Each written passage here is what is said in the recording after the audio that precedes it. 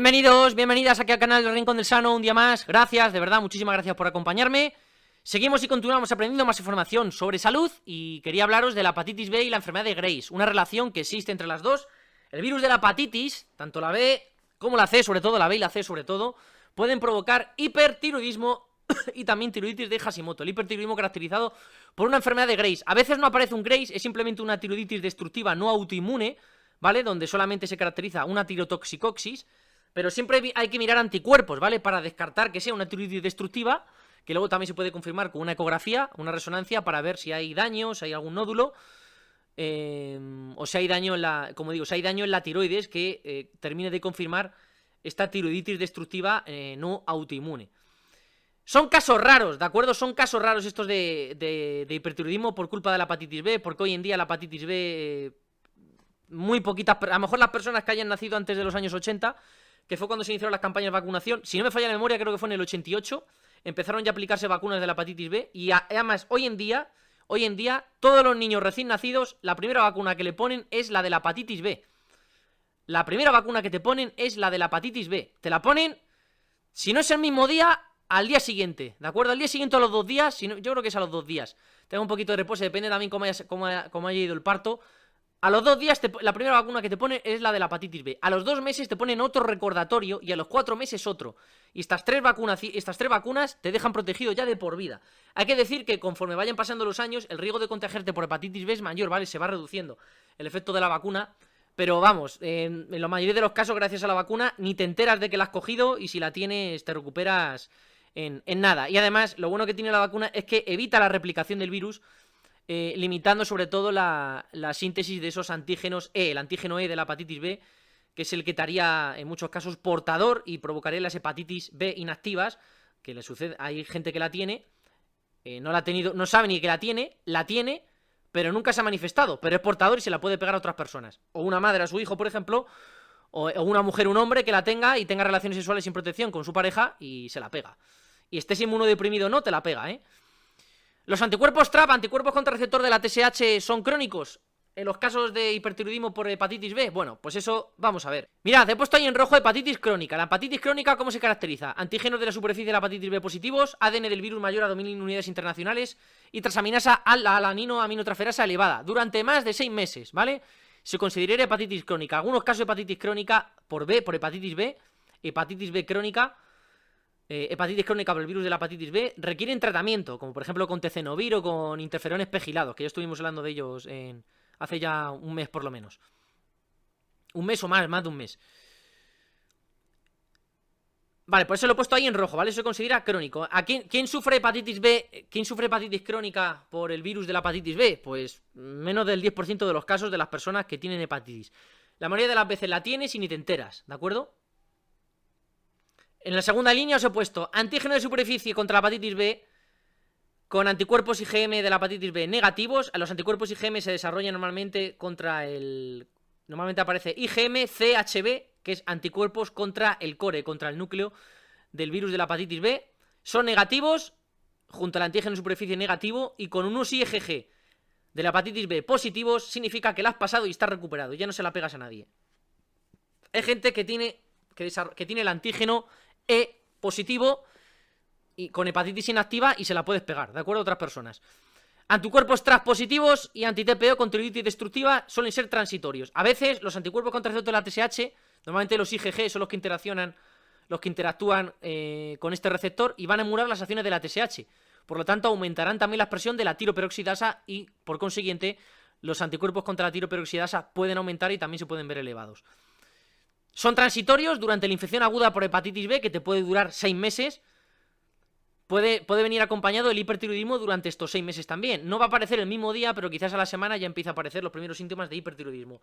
Las tiroiditis destructivas no autoinmunes se caracterizan por un periodo de tirotoxicosis, que suele durar a lo mejor 2, 3 o 4 días, una tormenta de hormonas tiroideas, muchísima T3 en sangre, que interactúa con sus receptores. Bueno, entra la T3 en la célula y luego interactúa con sus componentes receptores, iniciando cambios no genómicos y genómicos en la célula. Y se caracterizan los temblores y las taquicardias, son muy características del hipertiroidismo, ¿de acuerdo? Y como digo, durante la infección aguda, pues pueden estar... Luego, cuando se pasa la infección, estos anticuerpos bajan y desaparecen, y la TSH vuelve a sus niveles normales, y los anticuerpos vuelven a ser indetectables o negativos. En infecciones crónicas por una infección por el virus de la hepatitis B, por el virus de la hepatitis B, que se prolongue más de 6 meses, el hipertiroidismo desaparecerá cuando se eliminen los antígenos de superficie de la hepatitis B. Mientras no desaparezca el antígeno de superficie de la hepatitis B, el hipertiroidismo no se va a eliminar. Este hipertiroidismo es crónico, ¿de acuerdo? No se quita. Lo tienes para toda la vida, a no ser que ese antígeno desaparezca. Si la hepatitis crónica está provocando daño en el hígado, que tendrás tus correspondientes controles, entonces los tratamientos con interferones sería lo más indicado. El tratamiento con interferones a veces se utiliza durante 2 o 3 meses con interferones pegilados o con tezenovir, por ejemplo, o otro tipo de fármacos aplicados en inmunoterapia para estimular la actividad del sistema inmunitario. A veces puedes estar 2 o 3 meses con ellos, como te puedes tirar 1 año y medio. Pero sí que es cierto que la disfunción tiroidea, cuando va desapareciendo el antígeno de superficie, es que fijaros, según la evidencia, las infecciones crónicas por hepatitis B se caracterizan por un antígeno positivo de superficie contra la hepatitis B. Bien, tú utilizas los interferones que pueden provocar también hipertiroidismo, reduce los niveles del antígeno de superficie con la hepatitis B, pero aparece un Graves. Oye, ¿cómo es esto? Claro, ya tienes que ver si los anticuerpos están subiendo o si es una tiroiditis destructiva no autoinmune. O sea, se está produciendo un hipertiroidismo sin presencia de anticuerpos. Esto estaría provocado por los interferones.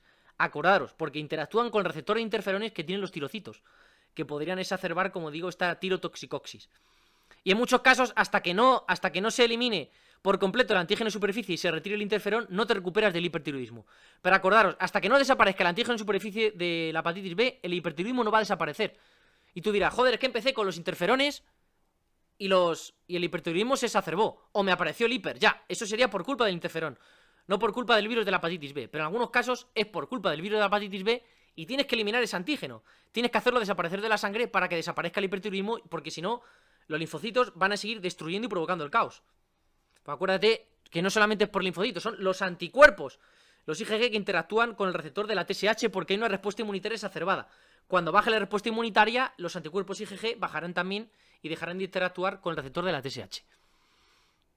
No hay tratamiento curativo para este Graves. Acordaros, la enfermedad de Graves provocada por el virus de la hepatitis B no tiene curación.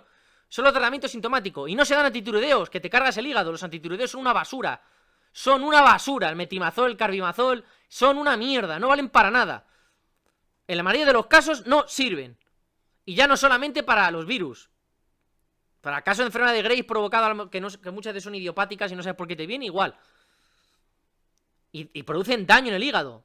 Un hígado que está pasando por una hepatitis B, lo último que le querrías dar es un antitiroideo. Y si utiliza beta bloqueantes, atenolol. Oye, pero el que os recomiendan por línea es el propranolol. Ya, pero conocimiento de farmacología. Propranolol, vida media 3-4 horas, muy corta. Metabolismo hepático extenso.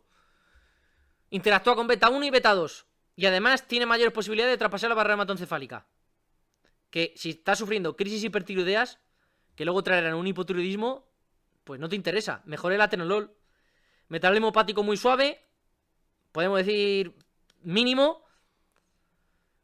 No traspasa la barrera hematoencefálica, más selectivo por beta 1 y una vida media mucho mayor. Le quitamos carga al hígado. Pero ya depende, ¿de acuerdo? Sí que es verdad que el propranolol es mejor el propranolol para reducir la conversión de T4 a T3, es mucho mejor el propranolol que el atenolol. Eso sí que hay que decirlo, ¿eh? Eso a favor del propranolol. Así que, y sobre todo si hay temblores y taquicardias. En resumen, infecciones agudas por hepatitis B, sobre todo pueden provocar tiroiditis destructivas no autoinmunes. Las infecciones crónicas suelen ser muy características de enfermedad de Graves-Basedow. Y hasta que no se elimine el antígeno de superficie contra la hepatitis B, no desaparecerá el hipertiroidismo. Este hipertiroidismo no tiene cura, solamente tratamiento sintomático. Y en muchos casos los tratamientos con interferones pueden despertar el hipertiroidismo que no tenías, pero recuerda que para eliminar la infección crónica, esos interferones pegilados los necesitarás. Y gracias a los interferones pegilados, aunque te hayan provocado el hipertiroidismo, en cuanto los quites, al cabo de los meses, ese hipertiroidismo también desaparecerá. Bajarán los anticuerpos y los niveles de TSH volverán a normalizarse. Espero que el vídeo os pueda ayudar. Dejaré más referencias e información en la descripción. Y nos vemos en la próxima. Chao, adiós.